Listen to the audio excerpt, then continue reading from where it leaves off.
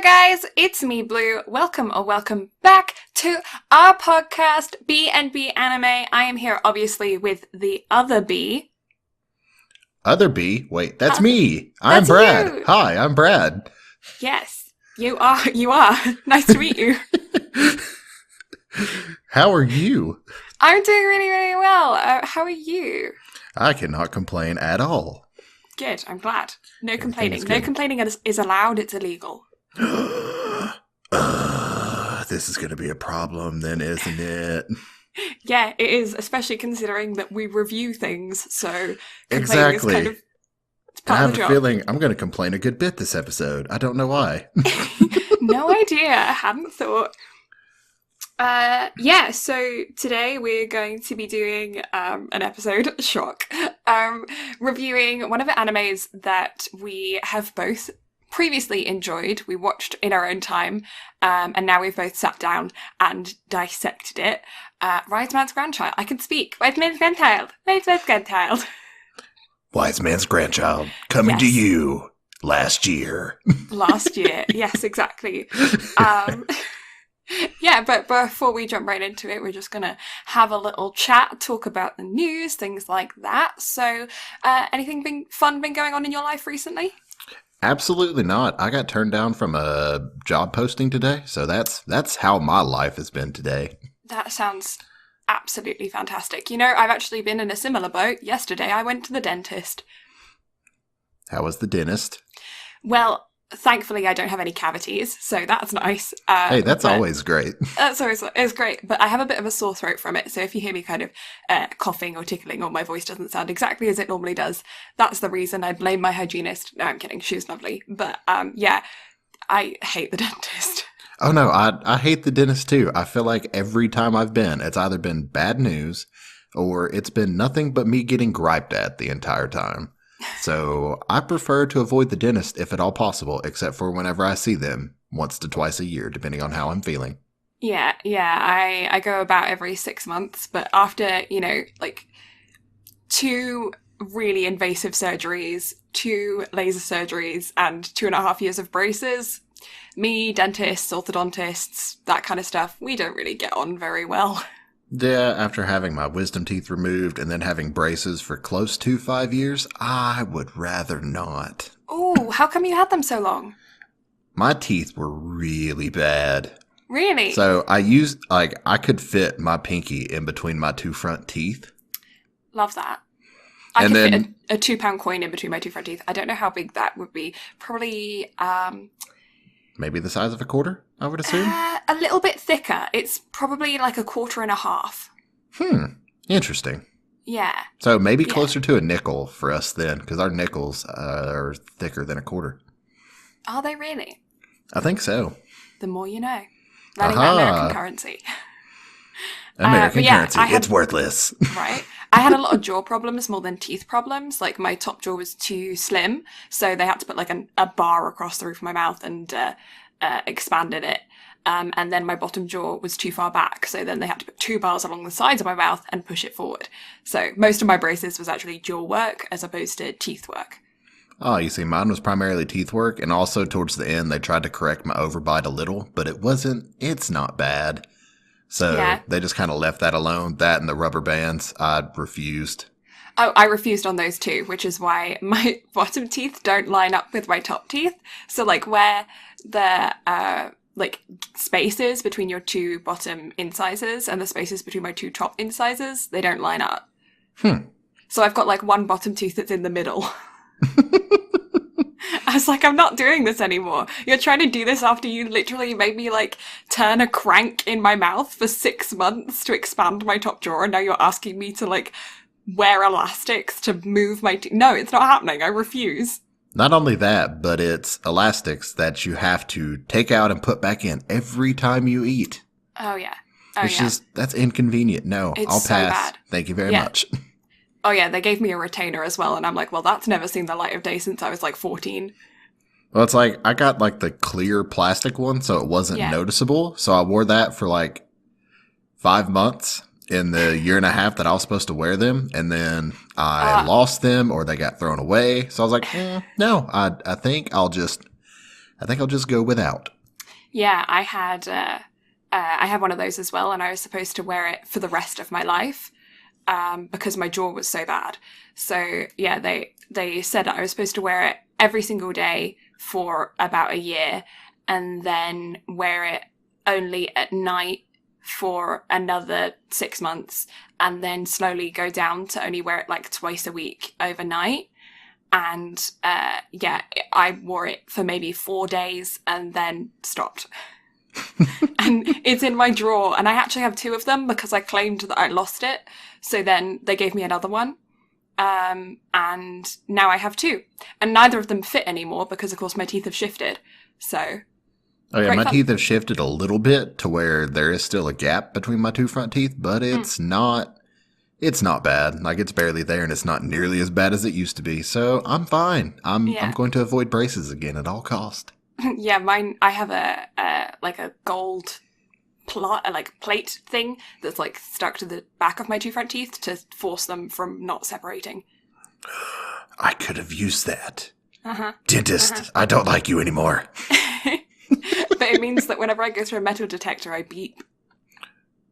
I bet that's hard to explain. I'm like, it's in my mouth, and they're like, what? And I'm like, it's my teeth, and they're like, what? And I'm like, look, and they're like, okay. Like, oh, it makes sense now. Makes She's not sense. lying. I'm not lying. I'm not storing a gun in my face. I promise. But are Anyways, you sure, though? I mean, it might be a really tiny gun. I mean, Maybe. the things they make these days. You'd be But yeah, surprised. Outside of that, anything else fun, exciting, happening? Not really. My phone just buzzed while on my desk, so that's great. Aha! Love that. Yeah, no, not really anything super duper exciting, other than I'm booking my tickets to Japan this weekend, which is exciting. I'm going to go in the summer. So that's fun. Congratulations. I'm totally Yes. not jealous. I'm So, totally even a not little bit. plotting my revenge. But anyways, yeah, I guess we should like actually jump right into it because we've just been talking about teeth for like 10 minutes. So Yes, news. news. So, multiple anime events in Japan have been canceled due to the coronavirus, including AnimeCon, which, if I'm not mistaken, or Anime Tokyo, sorry, which is Japan's biggest anime convention. Ah, that's fun. That's unfortunate.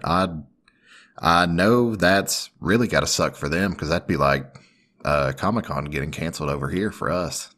Yeah, no, that is going to be a huge moneymaker. I did hear some talks about the Olympics possibly being cancelled because, of course, that's in Tokyo this year as well. But that is in quite a few months from now. And I also heard that vaccines are also in development for the coronavirus, although it's called like, I don't know, it's like something 19. It's like CO Con 19 or Con something like 19. that. Yeah, it's like Corona something. I don't know what it is, but it's like something 19. I don't know. It's not a coronavirus anyways. But it is, but like it's not called that anymore. I need to learn the name of it. But I did hear that there's some talk about it, but it's highly speculated. The Olympic Committee is saying that it's not going to be cancelled, mainly because it costs millions of dollars to run the Olympics, and if they're not making that money back by selling tickets, then or like in tourism in general, they're due to Japan's economy. So yeah, I really don't think that they're going to cancel it, but they might end up like limiting flights from foreign countries and things like that, which is going to be kind of tricky. That is going to be a little bit tricky. However, I'm right there with you. I don't foresee them canceling the Olympics over it. I realize it's kind of an epidemic now and it's kind of spreading. However, with modern medicine and everything being the way it is, I don't foresee this lasting any longer than maybe another month or so, give or take. It is, from the World Health Organization, they're saying that it is on the path to becoming a pandemic, and there is possibly a case in the US currently, right now, the date of recording, there is possibly a case in the US that seems to have spread up out of nowhere, like this person had no contact with a traveler from China or like anything. It just seems to have like developed on its own, which means that there may be a leaked case in America, but that's like, to our current knowledge, it could turn out that this person did actually come into contact with someone that had traveled in from China and they just didn't know it, and then they'll be able to contain it pretty easily. But yeah, as far as we know right now, it's very, like, it's a good thing to be aware, alert, and if you're in America or another country that seems to have cases being propped up around the place, maybe just, like, think about your emergency kits that you have at home, and if you have to stay home for a period of time, what you actually have to be able to, like, live off of, food, cans of food and stuff. Yes, all non-perishable items. Then, next up, Sword Art Online Alicization, The War of the Underworld, because, really long anime titles.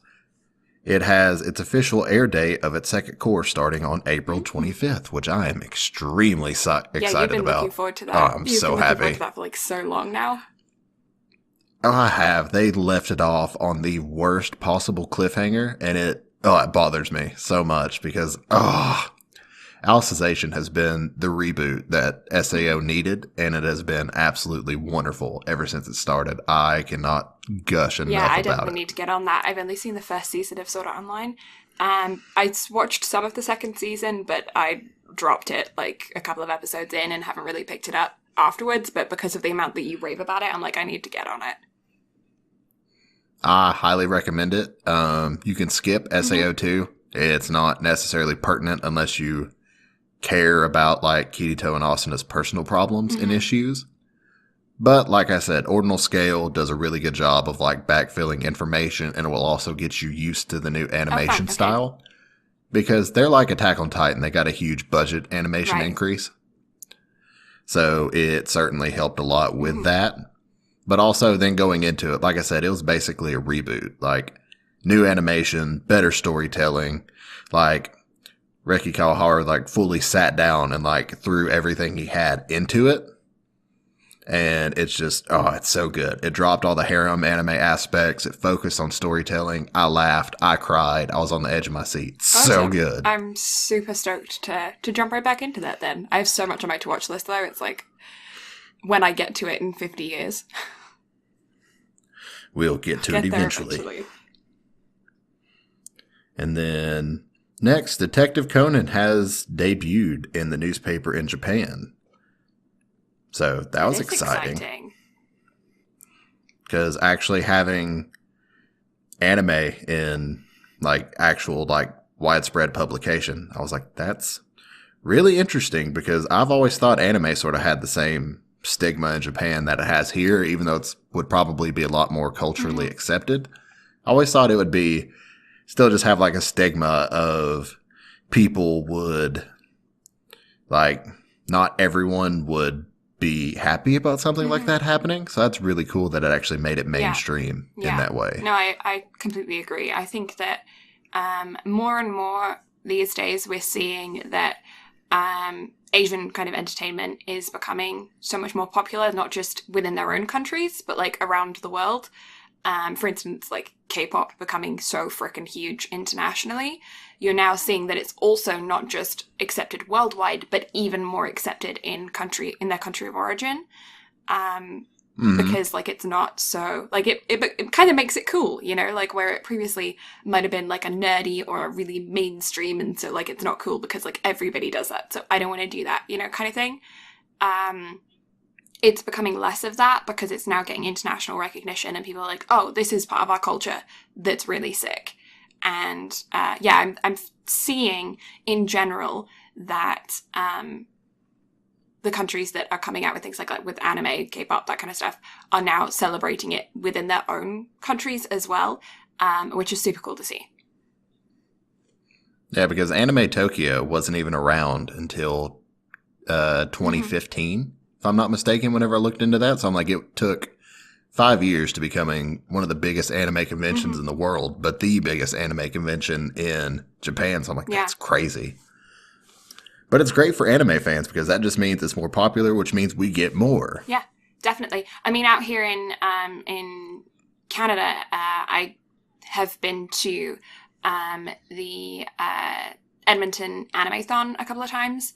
And it's, like, the biggest anime convention on this side of Canada, other than, like, if you want to go to a bigger one in Canada, you'd have to go to, like, Toronto or something.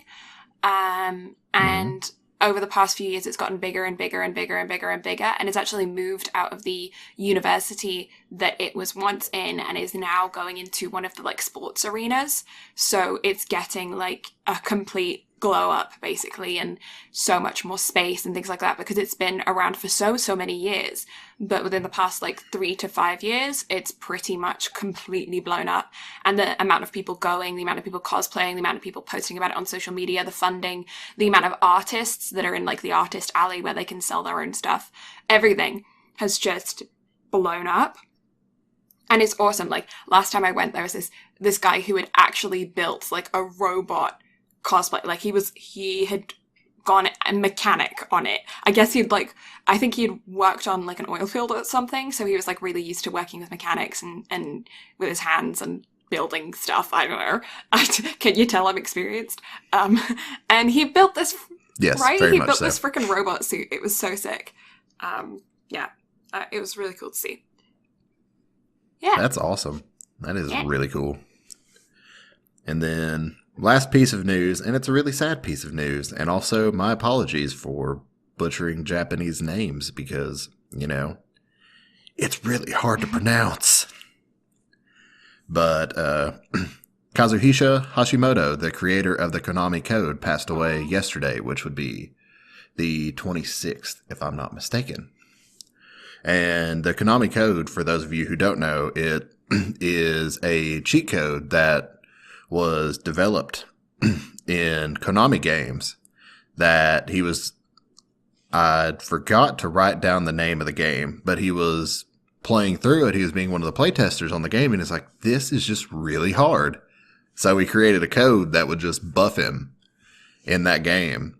And after he created that, it got put into all the other Konami titles, which include Castlevania, Dance Dance Revolution, and my personal favorite, Metal Gear. Aww.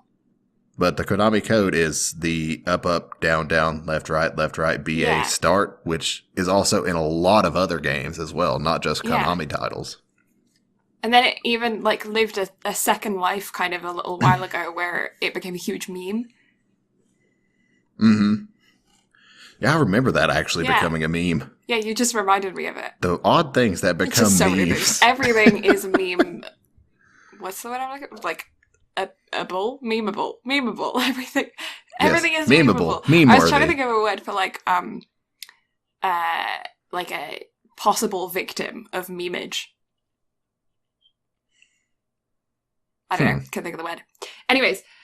Yes, I guess we should actually kind of jump into our discussion about the anime, because we've literally been talking for forever. Yes, that wraps up all the news too. So I am totally down to transition over to our actual topic of the day, which is Wiseman's Grandchild, or Japanese pronunciation, Kinja no Mago. Good job. Good job on that pronunciation. We're both horrible at it. It's not even funny. Like, genuinely so bad at Japanese enunciation. So, Yeah, please take it easy on us. We're both attempting to learn Japanese, but I am a Southern American, so it's really rough on me. I kind of should have no excuse. I have Japanese cousins and an aunt, but I have the excuse that I have already emigrated once, so accents are already a thing. So adding in no I excuses. know, I have no excuse. I'm an immigrant. I should know multiple languages. That's how that stereotype works, right? But you're from two primarily English-speaking countries, so I know. I'm in a bilingual country, and I don't even speak the excuse. second language from that bilingual country, so... Yeah, it'd be fine. Anyway, so, I guess we'll jump into it. So, background information on the show. It is based off of a light novel written by Tsuyoshi Yoshiko. And it began serialization in January of 2015. It picked up a manga a couple years down the road, and then Silverlink adapted it for an anime that began airing in April of last year, or 2019. Yeah, isn't the manga still going to this day? Yeah, I think it is. And so it's also, I believe, we'll be getting a second season of this show eventually. Yeah, I'd heard rumors of there being a second season, but as far as I was aware, nothing is confirmed.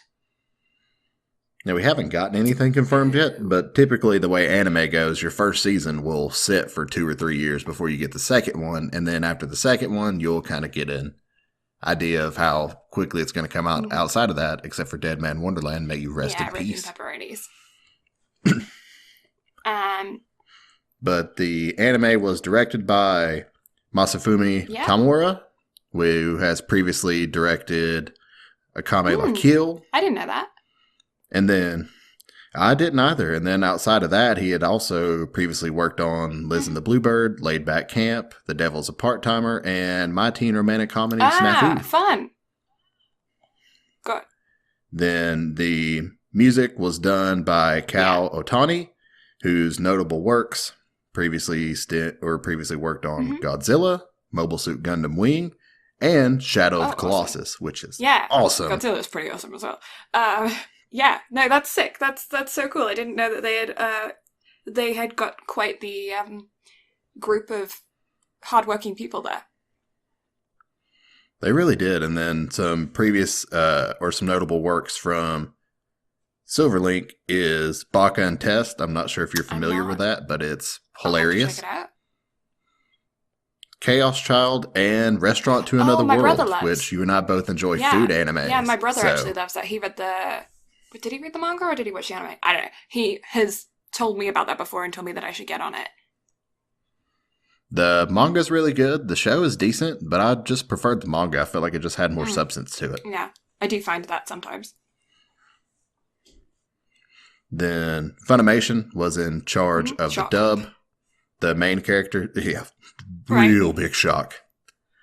The voice actor for the main character, Shin, was done by Damon Mills, who has previously done work for DBZ, Darling in the Franxx, My Hero, Overlord, Tokyo Ghoul, and Yuri on Ice. Okay. Whereas the subcast was done by Yusuke Kobayashi, and he had previously worked on Boruto, Food Wars, Fuka, another music anime that I love, and ReZero as the main character, Subaru. So he's done a good bit of like main character work in some prior shows. Yeah, pretty accomplished there. And then that takes up all of the background information that I have on the show. And its people. So I did some quick research into public opinion. It seems that Anime Planet approximately gave it about a 3.9 out of 5. And my anime list gave it a 6.68 out of 10 as of recording. It is a PG-13 or teens 13 or older, which is something that Brad and I recently discovered. We didn't actually, it didn't click that animes had age ratings, but they do, so that's fun. Yeah, I had no clue because any streaming site that you watch anime on, it typically doesn't give you a pre-rating on any of it. Yeah, I was shocked. Anime Planet doesn't show it either. Quite a lot of the anime sites that I regularly go to for recommendations or news, things like that, they don't actually show the rating, which I thought was really quite fascinating. I don't know about that. That's fun. So it started its release on April 10th of 2019 and went to June 26th. Has 12 episodes, only the one season so far, and each episode is 23 minutes long. That's kind of the news that I had on that. I have watched the anime twice through, once to just kind of really enjoy it and feel it out and just watch it. And then again where I went through, I'm sorry, I just hit my cup of water. Oh no. That poor cup of water, what has it ever done to you? It looked at me funny. Man. And then I went through again and I took notes on every single episode and the key points featured throughout the entire anime. So yeah, your girl has dove deep into this anime. And I've watched it through twice as well. One time completely, whenever it came out, I watched it episode to episode and then binge watched it over the past couple of days dubbed. Just because I really wanted to check out the dub to see if it was good. Yeah, and that's one not. thing. It's not good? Oh no, I haven't seen the dub. I watch it both times through subbed, so yeah, I haven't seen the dubbed. It's not that it was necessarily bad. Like, the show has its cringeworthy moments as it is. However, some of the, like, choices for the cast just didn't necessarily suit the characters, or at least in my opinion. Right. Like, I feel like the dub did a lot better of a job, or not the dub, but the sub did a lot better job of, like, putting the right sounding actors and actresses with the roles, whereas the dub, it just really felt like a mismatch. And I love the cast that they got for the dub. Like, some of my favorite voice actors and voice actresses, but man, just put did them on not for the agree. wrong roles. I can agree with that wholeheartedly. Yeah, yeah. So I guess I'm just gonna give like a quick little summary of the plot of the anime, and not have any spoilers in this part. So if you haven't seen, you can listen to this, and then I'll let you know when we're gonna jump into spoiler territory. Yes, we will tell you when the spoiler hat is necessary. Yes, we will. So it starts off. It is an isekai, with your office worker, who has no name. And he is working hard in his office, and he gets isekai'd into another world. He gets reborn again. And that introduces our main character, Shin. And Shin is raised in the forest by his grandfather, who is... How can I say this without spoiling anything? His grandfather is a very notable magician in this realm, but Shin has memories of his previous life and of the technology and things in Japan on Earth. And obviously they're no longer on Earth, they're in Japan, they're in a realm where they have magic and stuff, sword fighting, everything. And so he has memories of his previous life, so he uses those memories to be able to create new magic because he has understanding of like basic science and modern technology, and you see kind of hints of that throughout the anime of him creating new magic or him creating new enchanted items that we have to our everyday disposal, that are not part of their repertoire. Like, they have zero knowledge of it, like zero knowledge of basic science, things like that we just know from our education. And it just starts with him, and he is very, very OP, and he has been raised by his grandma and grandpa, or granny and grandpa, and then he ends up going to a magical school, and it's just about them making a group, him making friends, and them fighting demons and demonoids, which are people who have become demonized. And and they're incredibly, incredibly powerful. I think that's pretty much everything without spoiling anything. Yeah, that's really the overall general gist of everything. Yeah. So what were your thoughts on the anime as a whole?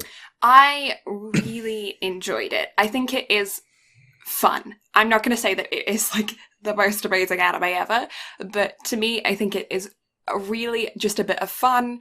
There's some heavily cringe moments in there. There's some really, really, really funny stuff in there.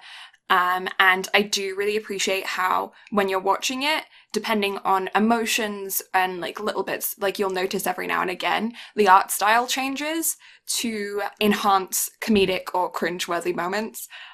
There were actually a couple of moments throughout the anime that I had to actually skip through because the cringe was so embarrassing that I couldn't sit through it and watch it. It made my heart like stop, and I couldn't do it.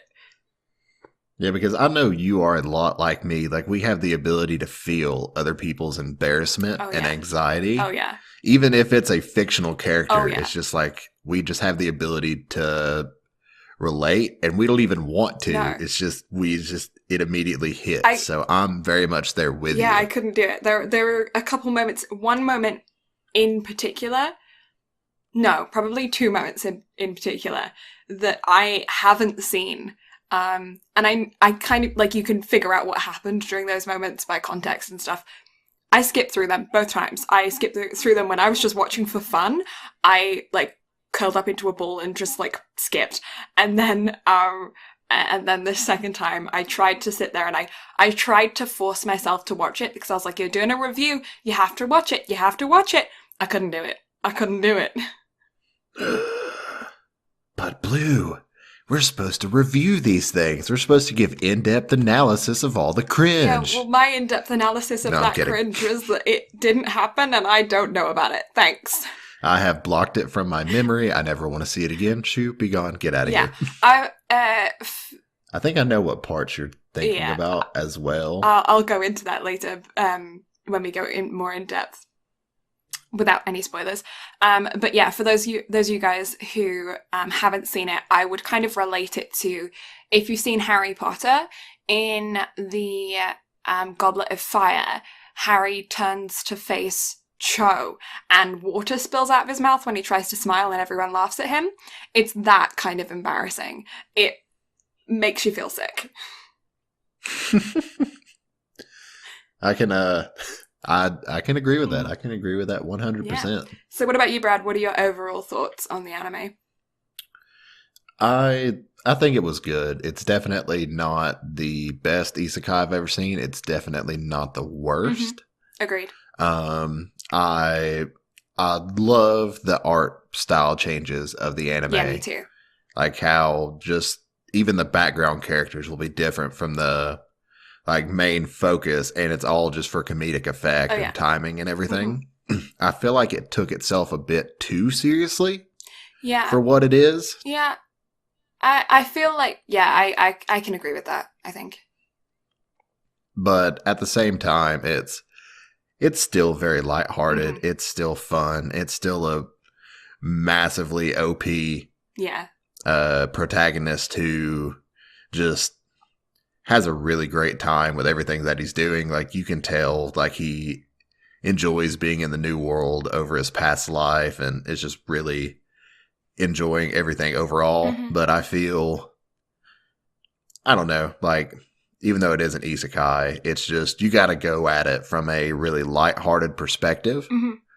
Because if you don't, like, you'll see a lot of the show's flaws. And so it all just depends on your personal take. It's not something that I would necessarily recommend to a lot of people, but I still really enjoyed it, just depending on how you look at the show. Yeah, I would recommend it to people who are already watching anime. I wouldn't recommend it to people who are just beginning in their anime journey.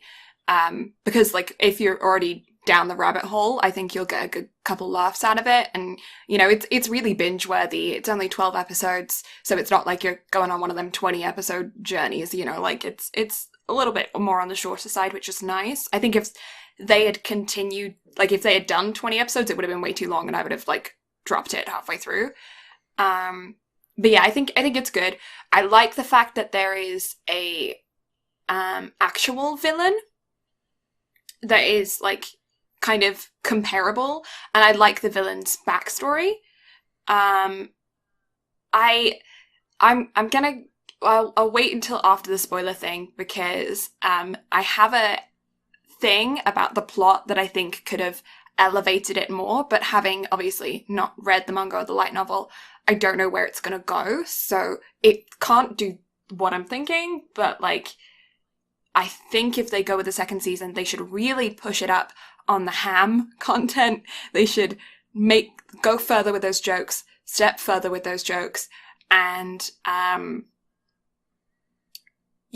think there's the opportunity to do some cool stuff with plots because they've left themselves kind of a lot of loopholes and a lot of like plot holes that they can fill in with really cool stuff later on down the road. But it's not like it doesn't make sense now. If that makes sense. Yeah, it makes sense. It makes complete and total sense. And I'm sure, I think I'll be in the same boat with you on a lot of that stuff. However, once you go into it and go through the backstory, I think, and I think once you explain that, I think you and I will definitely be in agreement if we're on the same page on that. Mm-hmm. Now, my question for you, what did you think about the magic animation? The actual like magic circles I thought were really cool. I liked like all of the magic effects and everything. Like it was great. Yeah. I enjoyed it. Yeah, no, I really liked that. I really liked how It's kind of a spoiler. It's kind of a spoiler. Baby spoiler. Can I give you a baby spoiler warning? I'm giving a baby spoiler warning. Okay. There was a moment in the first episode, I think. Let me just double check my notes. It must have been the first episode but so much happened in the first episode. I'm like, what? I'm just double checking. No, okay, so it's in the second episode. It's in the second episode, so it is kind of a little bit more than a baby spoiler. It's a toddler spoiler. He makes a joke about how in his old life, it was really cringe when people would vocalize their enchanting spells. Oh, yes. Oh, my goodness. I love that. And then he goes to school, and everyone is so low level that they have to do all of the vocalize the enchanting spell, or vocalize the spell, and he just cringes, and it's a very funny little moment there that I think is great fun.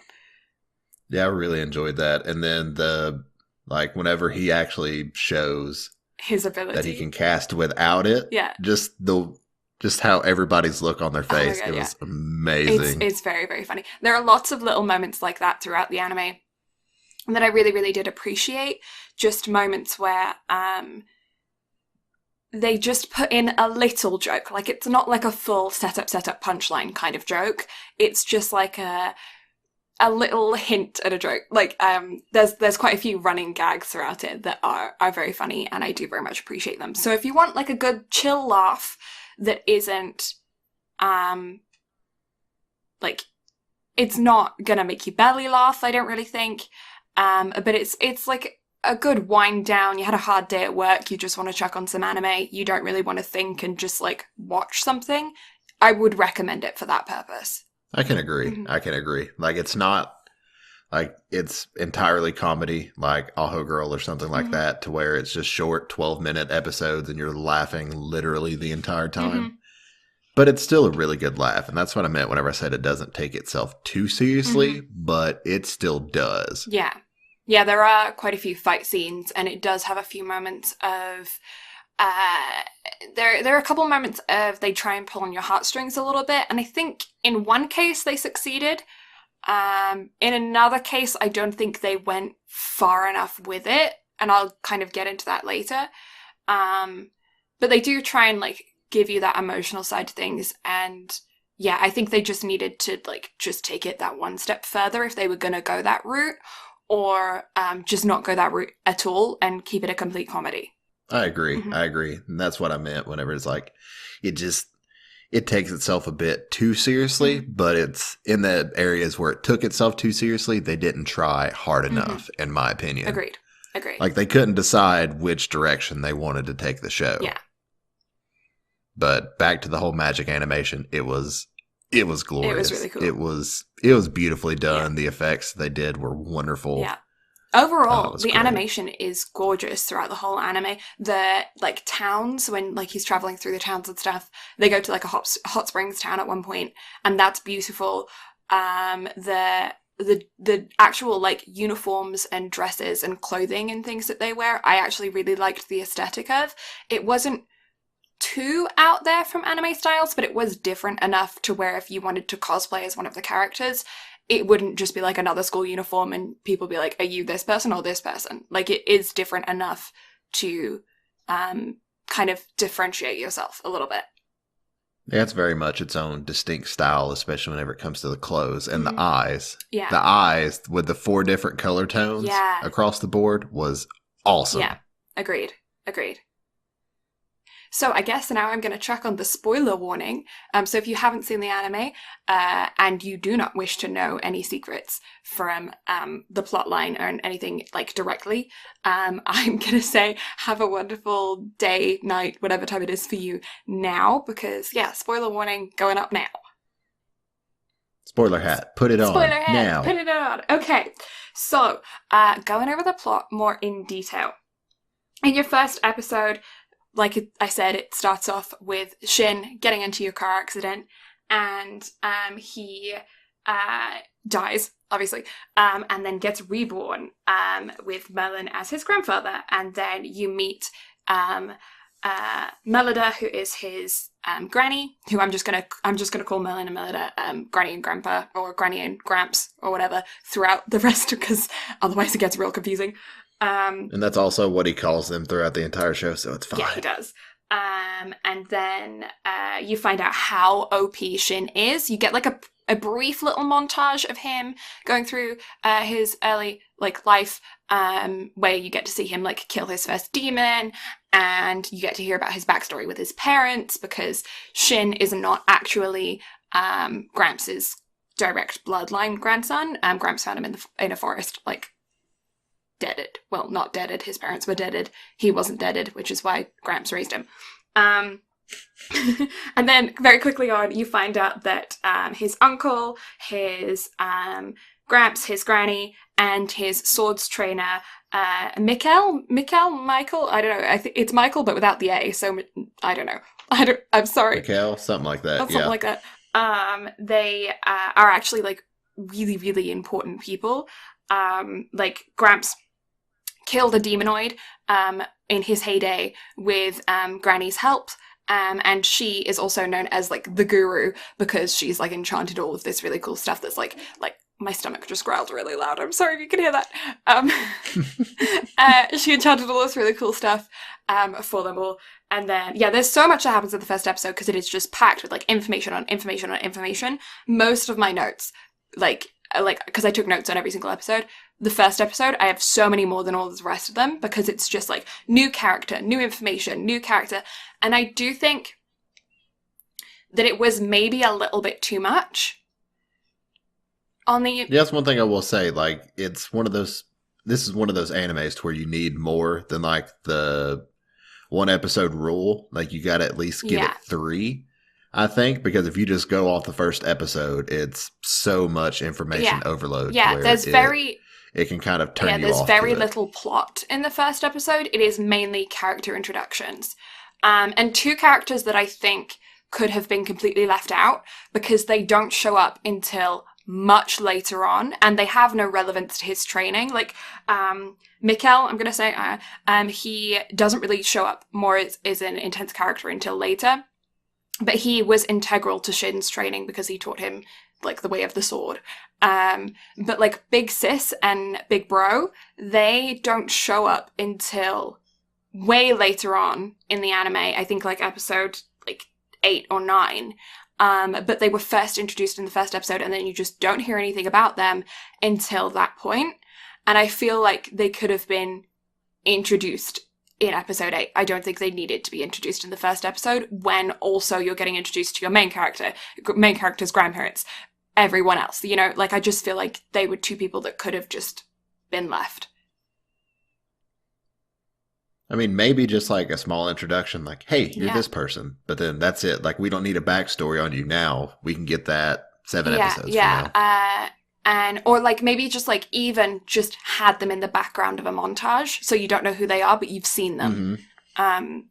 And then there was also a merchant sitting around the table when they're having their discussion that literally doesn't show up throughout the rest of the anime and isn't there for any kind of other purposes. And I was just why are you here, dude? Why are you here? Now I'm just concerned about you, because I'm getting attached to you, because I'm getting attached to all of my other characters, and you're just sitting there doing nothing. Who are you? That's my critique on that. But then you find out that when Shin turns 15, which is when they're all sitting around the table, he has basically become an adult in this realm, and they try and decide what they want to do with him. And then you figure out that Uncle Dis, who is just just his uncle, is actually the king of a kingdom named Earlshield? I don't know how to pronounce it. Oh, I'm sorry. I can't pronounce anything. And he's not just his uncle, he's actually a king. And Big Sis and Big Bro are his guards. But like I said, they don't really play any important role until later, except for the king. The king obviously does. And they decide around the kitchen table that they go and Shin shows them his power, because he's insanely OP, and then they decide that he can't be used as a military weapon. I actually thought that was a really smart plot point. I agree. I like how they use it as a plot point of, hey, we'll let him go to the school and be around people his own age, even though it's a school that trains people for the military. Like it's a school for magicians who are later used as like military mages. So they're like, we'll let him go, but he cannot join the military. Like we will leave your country if you do. Yeah, no, I thought that was a very, very smart plot point, and I think they could have maybe gone one step further with that, like really put some maybe like legal rules in place, because it was just kind of like a verbal rule, and then the king did announce it later on, but like I feel like they could have gone further with that. Anyway, so that. Although one thing I disagreed with was the king, like at the actual royal announcement or whatever, actually made that a point to where it's just like, I don't agree with that. Yeah. I don't know. I feel like they should have either gone all the way and he is legitimately completely banned from ever fighting he's just the most OP character. That would be hilarious. The most OP character you've ever seen, and he is completely banned from doing any kind of fighting. Like, you can use no magic. You are this OP. You're going to a school of mages. Yeah, but you're no not allowed magic. to use magic. You're not bad. allowed to use your sword because you're too trained in the sword. You're not allowed to use anything. You have to, like, become a baker. Like, you're not allowed to be involved. You are too much of a military weapon. That's it. Like, you don't get... That would be so funny, and I feel like they could have gone further with that. Yeah, that could have been a great comedy, honestly. But then you end up, so then, like, episode continues, you end up finding that, like, pretty much everyone in Shin's life is actually a badass mofo, and, he has just been, like, trained by basically prodigies his whole life. So then, episode 2 Episode 2 is pretty simple. It's just, you getting to know some of the other characters. Sizzlin is introduced, who is kind of Shin's love interest, well, not kind of, is Shin's love interest throughout. And this made me laugh a lot, but I was reading some reviews of the anime and somebody said that it was a harem. This anime is most definitely not a harem. It is not a harem anime at all. No. Like, Sicilian and Shin are very much like head over heels for one another. Yeah. And that's it. Like, nobody else falls for either of these characters. No. And it's alluded to literally the whole time that these two are meant for each other. Yeah, so it's a very cliche way of Shin. They actually call out how cliche the way that Shin and Sizzlin meet.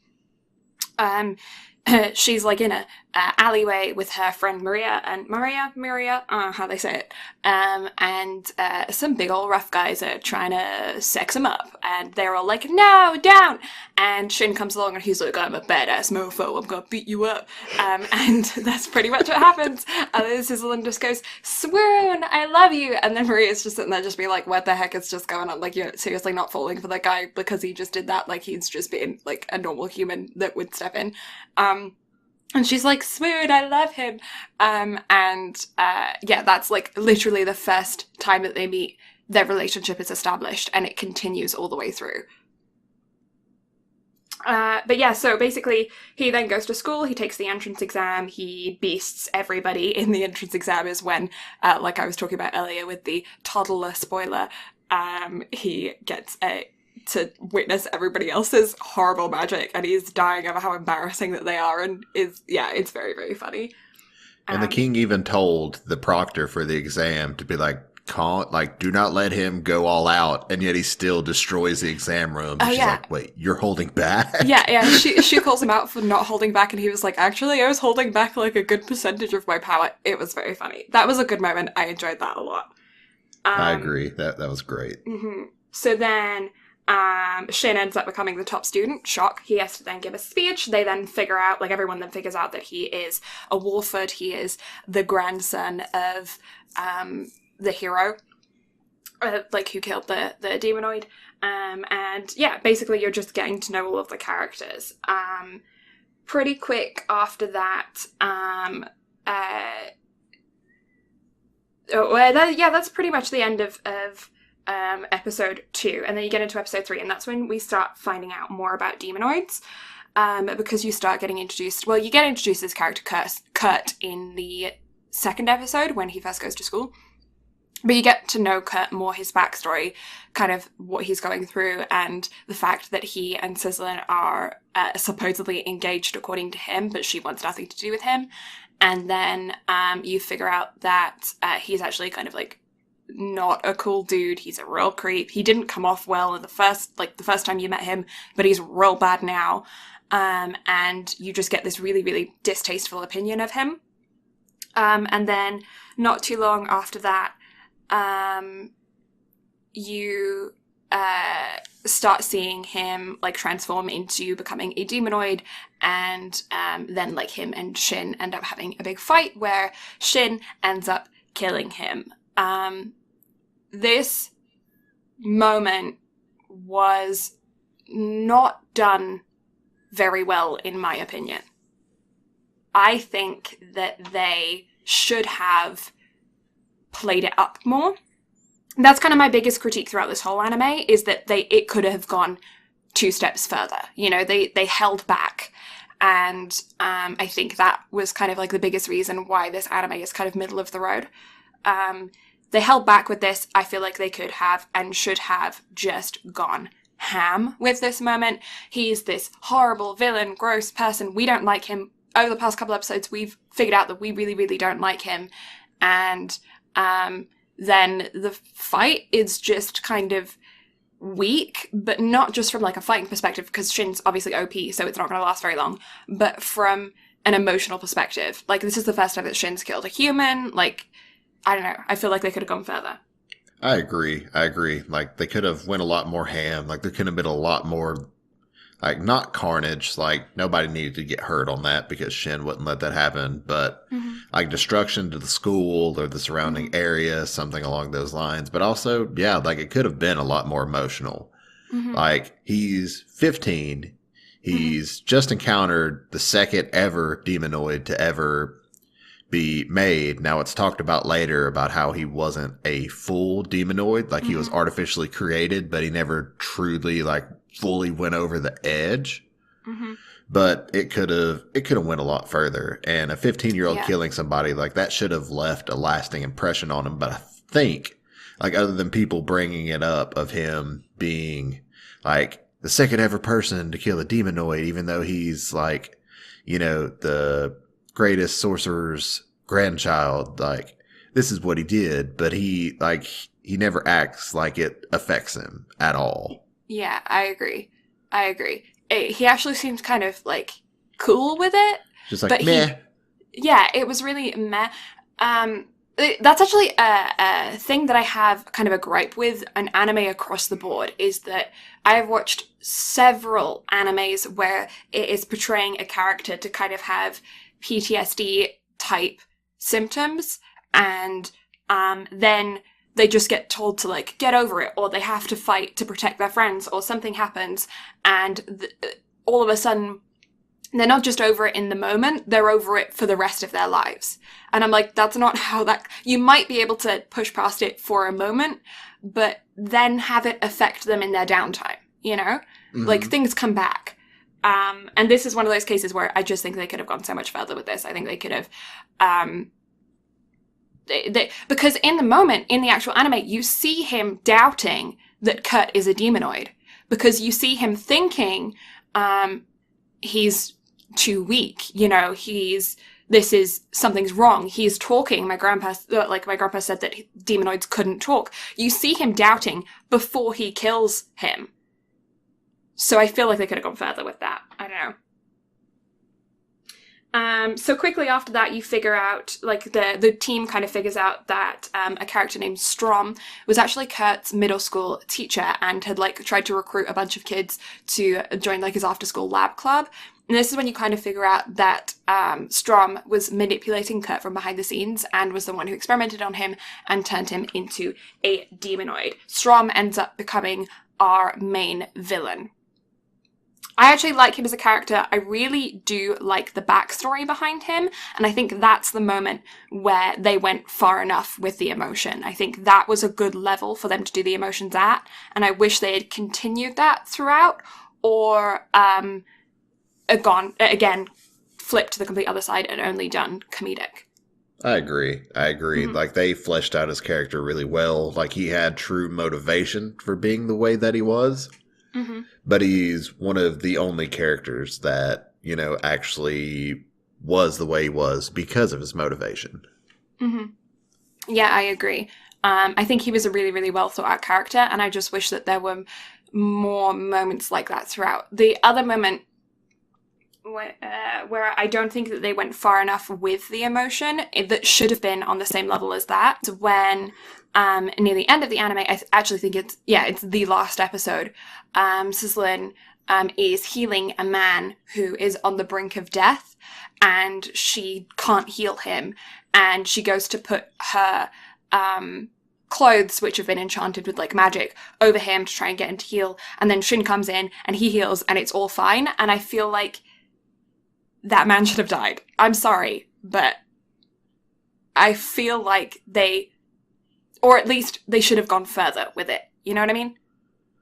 Yeah, like, I agree. Like, I legitimately thought he was going to die, and it was going to be like a moment of character growth. Yeah, I agree. Or like a moment to the kids of where it's like, this is real. Holy crap. Like, this is real. Yeah, because up until we are putting our lives on the line. Yeah, definitely. Up until that point, the kids hadn't really, like, throughout the anime, Org, who is the prince of the kingdom, he is probably like the most grown up out of all of them. He, including Shin, he is very, very mature. He is the only one that kind of gets the impact of what they're doing. He's the only one that gets the impact of Shin's abilities. He is the only one that understands that this could mean an entire world war, because they have kind of basically a nuclear bomb compared to First World War weapons. You know, like, that's kind of where you're at. Is, well, not even a nuclear bomb compared to medieval weapons. Like, Shin is on such a completely different level. Org is the only one who really understands how much of a difference there is between themselves and other nations, with him on their side as a military power, because eventually Shin does decide on his own that he wants to join Elshid as their in their military forces. He ends up joining their army, that kinds of stuff, and he puts them completely onto a different level. And Org is the only one that really, really gets that. So up until this point, I think that could have been the turning point for the entire group, that this is way more serious than they have been thinking of.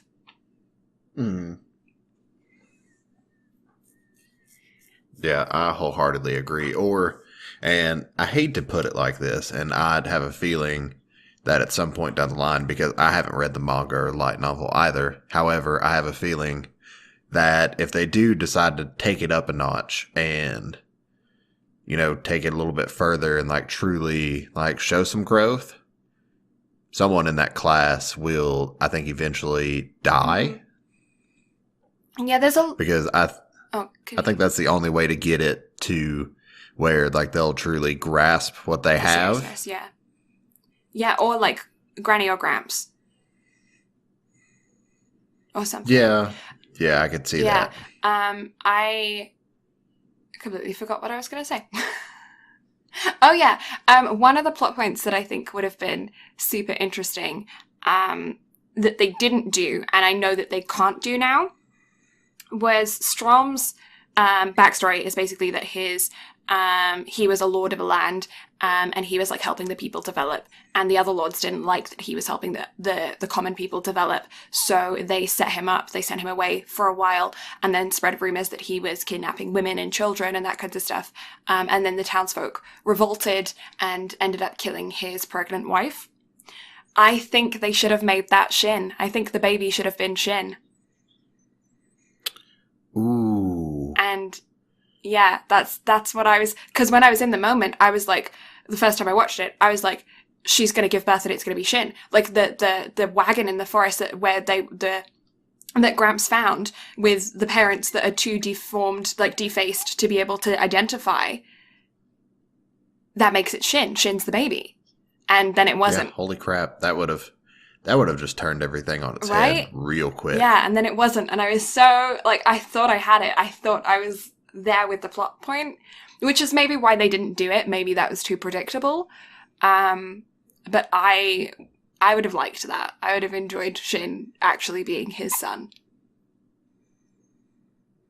Yeah, that would have made it very interesting. Like, just to, like, even though, because it explains throughout the show that the reason Shin is as powerful as he is because with his working knowledge of the real world, like, whereas the people in the current world that they're in just do magic because That's the way it's they been have done. magic. Like, Yeah. that's the only way. Whereas Shin, having been from Earth and from Japan, like, he asks why. Yeah, he understands the science of it. One part that I thought was actually really interesting, I believe he makes a hydrogen bomb. I don't know the inner workings of a hydrogen bomb, so don't quote me. But, like, you see him going, okay, a little bit of oxygen, a little bit of hydrogen, and then he goes to explode. And, like, as, like an earthling, like, that was really cool to see because, like, he explains at one point that, oh, I'm just using anti-gravity magic. Oh, wait, you don't know what gravity is. So, you know, we have to... Yeah, like, whenever he explained, like, how he's able to make objects float and then, like, how he's able to make them fly and actually be able to propel them, it's really cool. Like, how he just explains it to them. And then his classmates and also club members, since they formed a club to where they could, you know, teach each other magic outside of the classroom. He, like, shows them why, and he shows them what he's actually thinking to be able to get them to be able to further themselves and actually be able to grow and do magic without chance and everything else. Yeah, agreed. I do think that that's a really cool element. And I like the fact that they did include that kind of, because that, to me, makes it a reasonable isekai. I know a lot of the comments from what I was seeing from reviews of the anime were, why is this even an isekai? To me, that was the reason why it's an isekai, because he understands science that they don't understand in that realm. He understands that if you know, take, like, for instance, his gate magic isn't teleportation magic, it's, like, just shortening the distance between two places, so he calls it a gate. And I think that was really, like, that was it. I mean, it's used constantly throughout the anime, but that it was really well explained, and I think that they could have even gone that one step further, and maybe they will in later seasons, because you start seeing him invent things like the telephone and the speaker and things like that, with him using magic and magical enchantments to create like common magic, like common uses that we use, like common things. I don't know. Yeah, so basically it's just like them all getting to know each other, Shin and Sizzlin having a romantic relationship together, and you then finding out that after the big fight between Shin and Strom actually escapes, because, like, when Cut gets killed, they then find out who did it, and then they try and, like, capture him, and they can't. He's very powerful. And then Shin comes to try and save the day, and everyone thinks that he did kill him, but Shin actually didn't, and Shin suspects that he didn't, but he doesn't want to vocalize it until he knows for sure, and then later, when he decides that he does know for sure, he then goes and tells Org and the rest of the group. Yeah, so that's, like, pretty much what happens, and that takes us to around the middle of the anime, so that's kind of, like, all set up for things to kind of go a bit ham. And then there's, like, a few training episodes where it's just them going on training montages, and there's actually an episode where they go on a training montage with the Knights School, and I thought that was pretty funny. There were some good jokes in there, but again, I just don't think they went far enough. Yeah, I agree. Like, they should have, like, they could have drug it out a little bit longer, and not only that, but it was very much like, hey, we're better than you. And then the other one's like, no, we're better than you. And it was just a trope, was all that it was. Yeah, I feel like it could have been taken that one step further. But yeah, Shin, like, defeats like 100 enemies in one fell swoop, and they're all like, how did you do that? And I'm like, well, don't be an asshole. But, you know. Yeah, so then, what happens? I don't know what happens. Why should I pay attention to what happens? It's not like I'm recording anything or anything. No, not at all. Um, But a lot of that in between time of the training montage in episodes 2 was a lot of like further developing yes. Shin and Cecilian's Yeah. relationship as well. And you get to see them like grow. And again, like during the entire training camps and especially the training camp with the night school, everybody was just like, oh, y'all are a cute couple. And they're like, wait, what? Yeah. No, we're not. No, no, Yeah, that's cute. no. That is cute. I actually did leave little moments in here where it's like, they're really cute, or this is really gross. And like I have one here that's just flirting ensues. I'm like, I don't want to write any notes about that.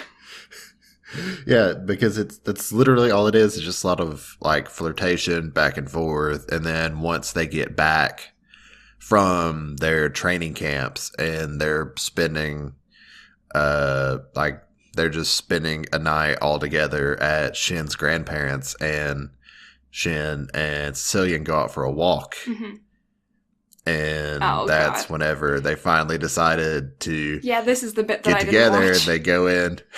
they go in for a kiss, and then literally everybody, including grandma and grandpa, like everybody in their class, the butler, the Oh my maids, god. like literally everybody just comes falling out. You saying that is They're like, literally making me ha cringe right now. It is so embarrassing. I couldn't watch it. Like, oh god, it's so bad because like Org is like hyping him up beforehand. It's like you need to do it. You need to ask her out. You've been leading her on all this time. You don't know why she's acting the way that she is. And then they start like talking about having babies or something, and Sizzlin just like blurts out, I think our babies will be really cute or something. And I can't even quote directly because I skipped over that bit too. But then that leads her to run out and start crying, which is when Shin follows her to confess his love, and it's so much. It's too much. it's it's really good though. Like to me, like that was just really good comedy It was because funny. it's so over the top done. Like even though it is somewhat cringy, like it was just done in such an over the top manner to where it's just like, this is Oh great. my I god, yeah. like this. You guys did a good job. And for the rest of the anime, I was sitting there whenever anything happened between the two of them, waiting for people to pop out. Like, I was like, somebody's gonna be there. They're gonna be there, and you're trying to have a private moment, and it happens again, and I can't even handle it. Um, The one that got me to where I was like, it's really cringe was whenever they were all in a room oh together my just god. talking, even though it was past whenever Yeah. Granny told To go them to bed. it was bedtime. And so Granny comes in and everybody's like, quick, cut the lights off. And then they all dive into a Oh bed. Well, god. Shin and Cecilian are in the same bed It's so together. And bad. she was like, shh, everything's fine. But she's like, uh, you're touching me places. It's so Shit's bad. like, wait, what? And at that very moment, It's so bad. Granny rips the sheets off. She's like, shit, what the hell are you doing? It's so bad. Like, y'all just got together. Like, this was the same Oh, I night can't even to handle where it. he asked her out and everything. She's like, y'all just got together. What in the world do you think you are doing? It's so, so bad. Yeah, no, I can't even, no, can't watch. Can't watch. Yeah, also skip through that bit. Um, And then that just kind of leads us into the final act of the show to where Strom like fully decides go to ham. like Yeah. yeah, like just go ham. Like the last two episodes are where the show finally decides to take itself fully seriously again. hmm Yeah, throughout the training montages, you are getting glimpses of Strom and his men making movements. You're getting glimpses of the fact that Strom doesn't really want to keep fighting because up until this point he's been fighting neighboring fighting. He's been fighting neighboring kingdoms, and he has pretty much obliterated one kingdom completely. And then because of his backstory only being focused in one kingdom, he kind of reaches his limit. He's like, I've done what I wanted to do. I've destroyed the kingdom that I wanted to destroy. All of you demonoids that I have made in my army are now free. And so one of his demonoid buds called Zest is like, hey, we can't be having this. We want to take over the world. So we're going to find our man Shin, who has previously fought Strom and severely hurt him. And we are going to use him as a pawn to hype up Strom and make him become dude like worth fighting. Like he's gonna light a fire under his ass, basically. And so then Zest gets his guy Lawrence and is like, hey, you are gonna grab some demonoids and you're gonna go invade the town of the kingdom of Swede, and you're gonna go invade and kill everybody. And so there's a hilarious moment where Org is getting princified. He's becoming just like from a regular prince, becoming to the crown prince. So basically the heir. And then a person comes in and says, hey, this neighboring kingdom, Swede, is getting attacked. We need to go help them from like an army of demonoids. And Org is like, it's okay, yeah, we've got this. We are a team. We're going to save everybody. Here is the leader of our team. This is Shin. And then he basically turns to Shin. He's like, okay, go talk to the townspeople. Make sure that they feel like they're safe. And also give our team a name. And so Shin has to just go out there and think up a name randomly. And then is embarrassed about the name that he came up with for the rest of the time. It's very funny. Because The Ultimate Magicians is amazing, and I think that it is a great name. It's a great name for their team. I loved it. It was a very funny moment, and that was really funny because it continues, like, for the next 2 episodes, it was a running gag. Like, at one point, Org is fighting a dude, and he's like, there's no way that you're gonna get away with this, because we are... And then he stops, and he can't stop laughing, and he's like, the ultimate magicians, and we're gonna stop you, and he's, like, dying laughing. It was funny. I enjoyed that. It is like a very serious moment, too, but he just pauses just to laugh over the silly name. And that's also one thing that I really liked about it, is for, like, sorry, excuse my voice there. It was one of those moments where it actually made him seem like he was 15, because throughout most of it, August seemed 25, maybe, out of maturity. Which I completely get for his character, because he is the prince of the country. Like, he has a lot more responsibilities than the other characters. But that was a real moment where it showed his age. And throughout the whole show, he's really teasing Shin. He teases Shin throughout the whole time. And their relationship, Org and Shin's relationship, I think is a really funny one. Yeah, because even though, like, in the second episode, they're like, oh, hey, like, your uncle's son. So that basically makes us cousins. But really, Og is basically like Shin's older brother, the way he teases him about everything and kind of aggs him on things. It's a really good dynamic. Like, I really enjoyed that. Of them. And I like how Org is completely understanding of how different their abilities are. Like, there's no kind of rivalry between them. And a lot of character dynamics, you'll see that one person is like trying to fight the other person or get better than the other person when one of them is just completely out of the other one's league. And in this case, there isn't any of that. Org just completely accepts that Shin is better than him. And Shin... sorry, I think my heating just went on there or something. Org completely accepts that Shin is better than him and just allows Shin to do his thing, and then Org steps back and does more of the negotiations, democratic kind of stuff. And I think that works really well. They work really well together in that. I agree. Like, their whole team is very well structured and well put together, but Og is definitely the brains behind the operation, and it's because of Og that even though Granny and Grandpa made the kingdom swore that they would never use Shin as a weapon, Shin and Og basically came up with the idea of making the class into its own secret mage company and making it more powerful than any other company in the kingdom, because Og saw the potential of what the class had and also knew Shin's abilities to where it's like, okay, we can be a mobile force. I can actually get places and get things done before the actual military can show up. Yeah, completely. I actually really, really like that Shin isn't both the brawns and the brains. I mean, he is kind of the brains in, like, new magic development, but he's not the brains in, like, actual, like, the war way. Like, how...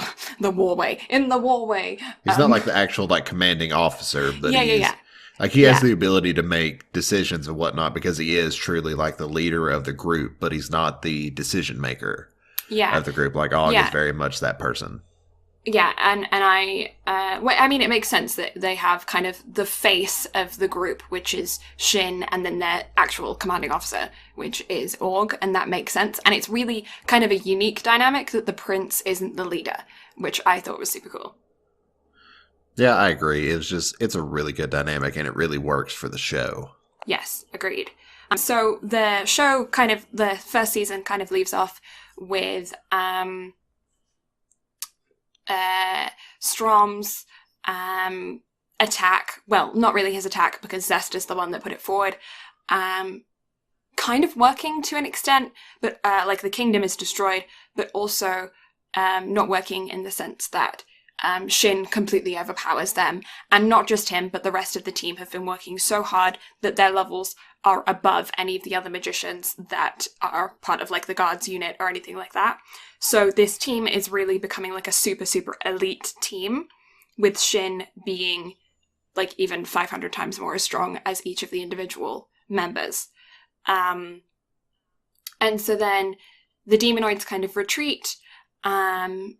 They heal the man that we spoke about earlier, and then you kind of get the credits roll, and you get this glimpse of like Strom finding out about the fight. The credits kind of roll. You think that's the end, and then in the last dang moment, they have a conversation between Strom and his like minions, and they are saying that we're sorry that we fought Shin without your permission when you told us specifically not to fight Shin. And he's like, actually, I really like that you fought Shin. I wish you had just gone further with it. And you see that file it under his arse. Zest's plan worked. Strom now has a new mission. He wants to kill Shin. Or like he wants a good fight with Shin. You don't really know at this point. He just is interested in Shin. And then you see him ask his female minion, I believe her name is Miria, how her condition is, or like how the developments are or something. And she puts a hand to her stomach, and both of them are demonoids. So I don't know if they're trying to make a demonoid baby. It isn't said, but that's the impression that I got. I agree. I think that's the impression as well. And I think Strom's overall idea is to have a kid that can rival Shin Yes. in his power. Yeah. Yeah, especially considering that his whole reason for becoming a demonoid revolved around a baby to start with. I wish it could have been so cool if Shin was his son, his first son, and then he has a second son, or like a daughter or something, a demonoid kid. And it's like demonoid kid versus Shin. Sibling rivalry. I agree. I think that could have been so cool. That would definitely be really cool. But also, like, even the way they're turning it now, I'm intrigued of where it's going to go. And I'm definitely, like, not necessarily chomping at the bit for a second season, but whenever it comes out, I'm definitely going to give it a watch because I think it'll be good. I'm interested to see where they go from here. Yeah, definitely. I agree. I'm interested in the second season as well. I think they have a lot of places where they could go with it. They didn't really wrap anything up, like, in general. So there's a lot of blank canvases that they could go with, because they briefly mentioned the night school for one episode, and then that was kind of left alone for the rest, and that was kind of strange, like having that in there. I mean, I get why they did it, but they kind of like they made a really good point of if mages and knights work together that they can be unstoppable. Yeah. So I feel like if a war truly does break out between demonoids and the rest of humanity, then I feel like there will be a scene of like everybody coming together. I agree. The mages powering up the knights and just making it all work. Yeah, I just like the knights right now are so not comparable to the level that the mages are. So they would have to either find an elite group of people or have a serious glow up. I agree. They made them look very weak, even though very weak. It was very much like, oh, the knights are better, blah, blah, blah. And then, no, they got shown up really quick. Yeah, no, like the weakness of them, like they couldn't even defeat demon dogs, like small dogs, not like wolves, like small dogs couldn't defeat them. So, and then but in comparison, your mage team are creating explosions like the size of blocks of buildings, you know? Mm. So like the levels right now are just way, way, way too far apart, and you can't train like physical training the same way that you can train magic training. Like they got so far in development in like 6 months. Like if the anime takes 6 months, they turned from not being able to defeat dogs to be able to take down catastrophic class demons and demonoids in like a couple of months, right? Mm. Whereas the military guys, they're not working with magic on their side. They're literally just training their own muscle and technique. And yeah, I don't know how they're going to be able to make him to the same level. It'll be interesting to see where they go from here, for sure. But also, they were comparing them against Shin's class, and Shin had already been teaching them at that point. Yeah. So really, it was just the magicians being super cocky and just like showing everything. But also, I think that could actually lead for really good growth for the knights. Yeah. You know, presuming they actually want to use it that way and be like, hey, you know, like we got our asses handed to us by those magicians, so let's show them what we can actually do. Yeah. Yeah, agreed. Having faith in the writer that they decide to go that way anyway. Yeah. I think there's a lot of different directions that they could go. I think that they could go for the more just like take back all of the serious stuff and just go for complete comedy. And then I feel like they could also go for like a handful of each. And then I feel like they could just drop the comedy and go serious. Like if they wanted to, they've kind of set themselves up to go in any direction with that. Yeah, I could see it being very similar to like a Food War situation of the second season can be like very comedy based and like world building. Yeah. And then third season, like just straight up, just kick it into fourth gear and just like really like death, destruction and all, like let it rain and let it get super serious. Because also if they do go the baby route, then they would probably need at least a whole season's worth of stuff to let the child age and grow up and become an age to where it could actually fight and be strong enough against Shin. So like go a full like comedy season, like let everybody laugh and have a good time, and then just let chaos reign from the third season on. Yeah. Yeah, because I mean, even if you wait 10 years, that baby's going to be 10, Shin's going to be 25. Like, I mean, unless they get Sicilin pregnant. Ooh. But they're so young. I know. But they're also adults in their world. Oh, but that's they're true. kind of adults. But what's the average life expectancy? Like, we don't have all of this information. I know. It's like, yeah, they're adults, but they're going to school. Yeah, right. But their school is very much like a university-style school. Yeah, so, because, well, I don't know. There's so much we don't know about the world. Like, give us more world building in the second season, please. We want to learn things. Yeah, but then that was kind of set up as well because they did kind of leave you on the impression that the group is kind of going to go on like a road trip kind of thing because Shin was like really upset that they couldn't get to the Kingdom of Swede fast enough because he hadn't already set up a gate there because he has to have like already gone to a place to be able to set up a gate. And he couldn't set up a gate there, so they couldn't like effectively teleport there. And so he was like, hey, Org, I have a favor to ask of you. Can we, like, go travel and so I can, like, have the ability to set up gates all over the world? And then Org was like, funnily enough, I was actually thinking of doing the same thing because I want to go protect the world. And so they had, like, a fist bump bro moment where it was like, we're cool and on the same page. And then you just get a montage of them flying off into the air. Yeah. Yeah, and that's kind of where it ends. Oh, and May and Ellie are also with the team, so it's not just students anymore, it is also May and Ellie. May is Org's little sister, and Ellie is his fiancée. May actually was said to be really, really adept at magic for her age, like they were shocked. So she might be a power player later on, but she's really young right now. So maybe she's the one who's going to be fighting the demonoid baby? Oh, because that would be less of an age gap. Maybe, but also I could see her being used as a plot point as well of, oh, hey, she's been stolen. Let's go get her back.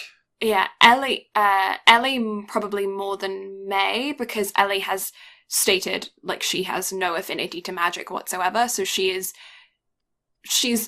smarter than May. May's quite, well, she's immature, she's a child. But yeah, she's got more common sense, but she has like no fighting ability, no magical ability. She's like just normal. So it could definitely lead to a really interesting dynamic and story setup in the future. But so my question for you overall, what would you rate this anime on a 1 out of 10 scale, 1 being the worst, 10 being perfection? What would you rate this? 6.5? Probably. Yeah, 6.5. That's what I'm going to give it. That was my gut reaction, so I'm going to go with that. There is so much good with this anime, but it is, to me, just a starting point. And there is so much that I feel like they held back on. So yeah, I'm just excited to see what they do with it. I agree. I think it was good, but it wasn't great. So I think 6.5 is a really good rating because it was good. It was really good, but it never, if it would have committed to one or the other, whether it's going to be serious or like comedy, it probably would have been rated higher. But the fact that they never truly went like all in on one or the other, I think it's just going to sit at a 6.5 for now. But it was really good. I enjoyed it. Yeah, I did too. I enjoyed it. I enjoyed it both times that I watched it, and that's very rare. I enjoyed it the first time. The second time, I couldn't get over the English dub actors. So... Oh yeah, I will also say that May, Orc's little sister, the Japanese voice actor, the first time I didn't notice, the second time it bugged me. You see, it didn't bother me watching through it the first time because I was like, it makes sense. Like, I can give it a pass. Yeah. I guess what it was is just the second time that I watched it, I could hear that it was an adult pretending to be a child, whereas the first time I watched it, I didn't notice.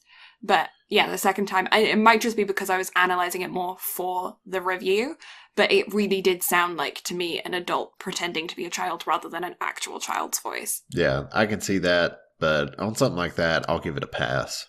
Just because I'm like, it's kind of hard to get like actual like child voice actors to be able to portray emotion and whatnot that I feel like May kind of needed to have because of like she was real fidgety on a lot of stuff and like very unsure. So I feel like that did require a little bit of vocal prowess that you might not necessarily be able to get out of a child for something like that.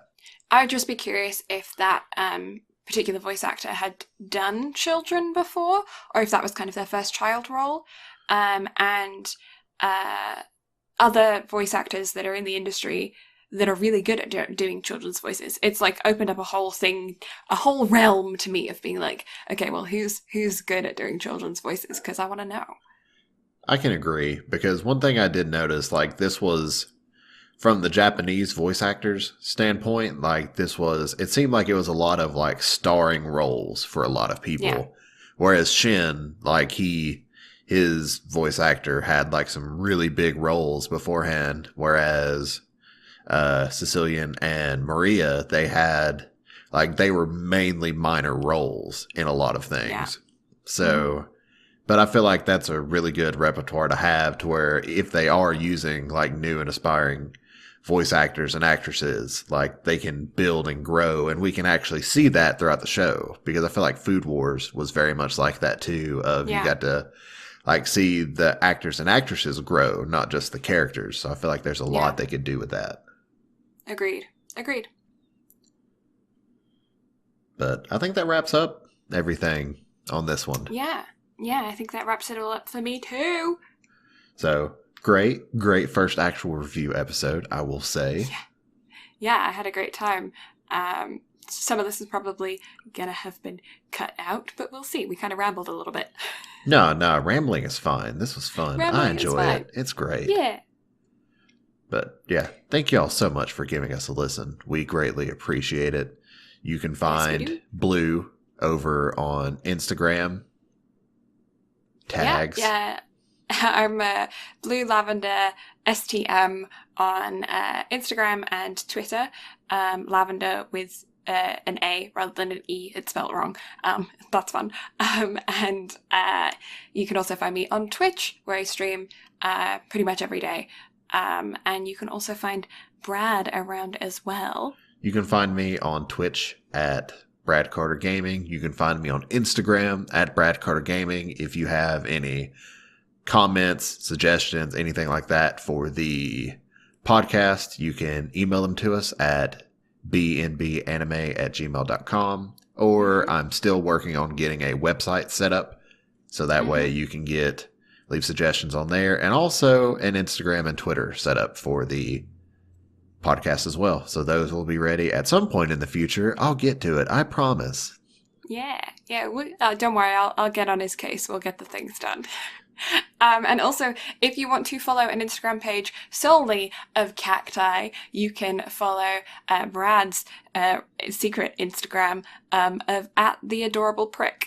And you can also follow Blue's secret Instagram for her dog at, what is it? The best Tilly bean. It's Exactly. the best Tilly bean. Because Tilly is the best bean. And also you can see caricatures of them as the new logo for the podcast that I did. Yeah. And the lettering and a lot of the design work was done by a really good friend of ours. Yes, yeah, she is known as the Darling Wordsmith on Twitch, and she also has an Instagram, which I believe is under the same handle. It is, and I think maybe a Twitter as well, I think so. Yes, as well. And she's also an author. So if you like books, you can go over to her Twitch, Instagram, whatever, and find all of the fun links because they'll all be there. She'll have linked her own stuff. She will. And also I will do my best to actually under the bio page, give her like her own section as well. So that way we can get all of her book pages and all that stuff linked as well, because she has collabed with us on this. So she deserves a lot of recognition because the work she did on the logo is beautiful and amazing. And I love it. Yeah, definitely. And she actually does that quite a bit. She does she designs book covers for people as well as writing her own books, which is super fun. Yeah, so I think that does it for me. Thank y'all so much for listening. We greatly appreciate it. We do. And we will catch y'all next time. Goodbye. Bye.